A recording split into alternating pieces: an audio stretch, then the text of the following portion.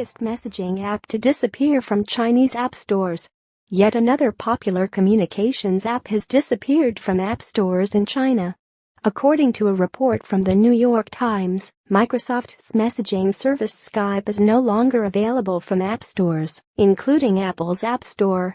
Google's Play Store doesn't operate in China, but Skype hasn't appeared on the various third-party Android app stores in the country since late October.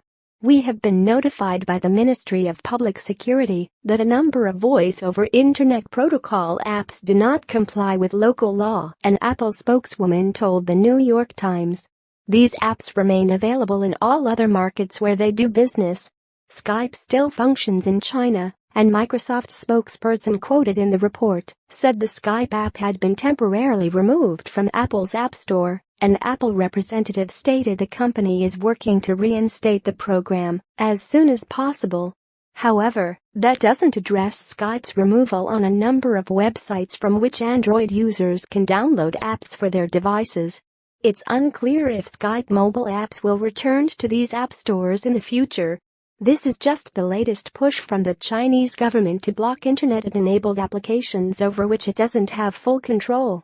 WhatsApp is unusable in China ever since the government blocked the Facebook-owned app earlier this year.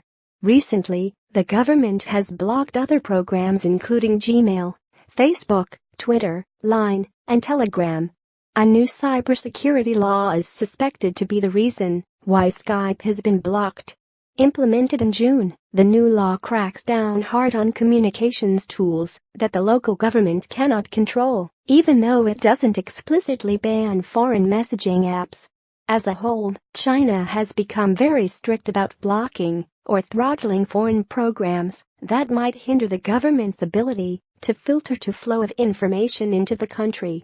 One of the most recent and somewhat peculiar restrictions shut down LTE service for new Apple Watch Series 3 devices in China, as the government doesn't currently have a plan to regulate or control SMUs.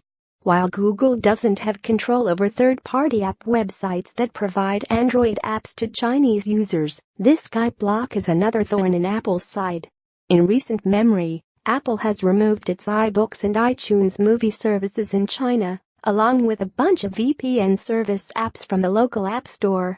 Many users were frustrated with the VPN removal, as those programs gave Chinese citizens a way to bypass the Great Firewall that controls internet content available in the country.